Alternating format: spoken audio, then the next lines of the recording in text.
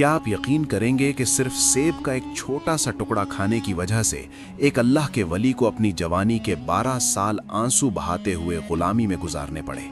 आज के दौर में जब हम हराम और हलाल की तमीज़ भूलकर अपनी तिजोरियां भर रहे हैं, तब ये वाक़या हमारे सोए हुए ईमान को झकझोर देने के लिए काफ़ी है।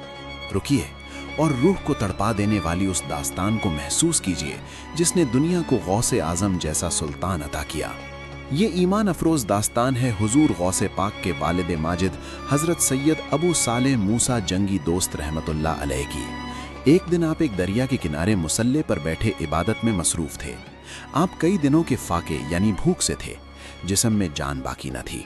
तभी आपकी नज़र पानी की लहरों पर बहते हुए एक सुर्ख सेब पर पड़ी।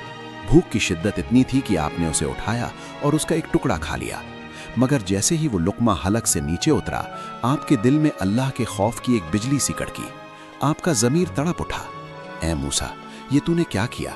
ये सेब जिस बागीचे से आया है, क्या तूने उसके मालिक से इजाज़त ली?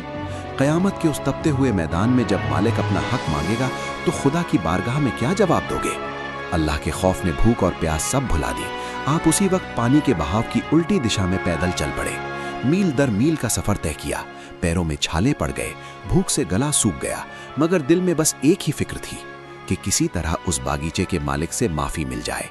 आखिरकार आप उस बागीचे तक पहुंचे और उसके मालिक हज़रत अब्दुल्ला सोमई रहमतुल्लाह अलैह की बारगाह में हाजिर होकर रोते हुए अर्ज़ किया, हुजूर, अनजाने में मैंने आपके बागीचे का एक सेब चख लिया है।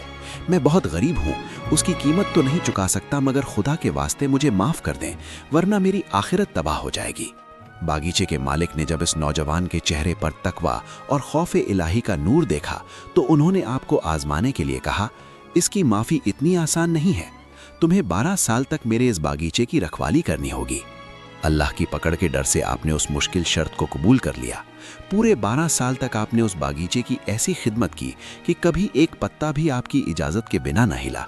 जब मुद्दत पूरी हुई तो मालिक ने आखिरी आजमाइश पेश की और कहा, मैं तुम्हें तब माफ़ करूंगा जब तुम मेरी बेटी से निकाह करोगे, मगर याद रहे वो आंखों से अंधी है, कानों से बहरी है, जुबान से गूंगी है और हाथों पैरों से अपाहिज है।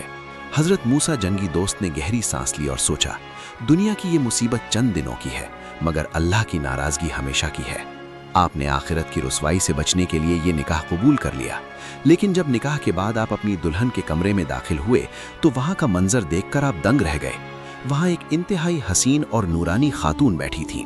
आप घबरा कर बाहर आए और अपने ससुर से कहा, हुजूर, शायद मैं किसी गलत कमरे में आ गया हूँ। तब हज़रत अब्दुल्ला सोमई की आंखों में आंसू आ गए। उन्होंने सीने से लगाकर कहा, ऐ मूसा, घबराओ नहीं, तुम सही जगह हो। मैंने कहा था वो अंधी है क्योंकि उसने कभी किसी गैर महरम को नहीं देखा। वो बहरी है क्योंकि उसने कभी बुराई नहीं सुनी। वो गूंगी है क्योंकि उसकी ज़ुबान से कभी खुदा के जिक्र के सिवा कुछ नहीं निकला। और वो अपाहिज है क्योंकि उसके कदम कभी गुनाह की तरफ नहीं बढ़े। सुभान अल्लाह, जहाँ बाप का तकवा ऐसा हो कि एक सेब के टुकड़े के लिए 12 साल गुजार दे और माँ की पाकीज़गी ऐसी हो कि फरिश्ते भी रश्क करें, तो फिर उनके आंगन में सैयदुना अब्दुल कादिर जिलानी जैसा गौस ही पैदा होता है। ये वाक़या हमें पैगाम देता है कि जो इंसान अल्लाह के डर से हराम का एक दाना भी छोड़ देता है, अल्लाह उसकी नस्लों को दुनिया और आखिरत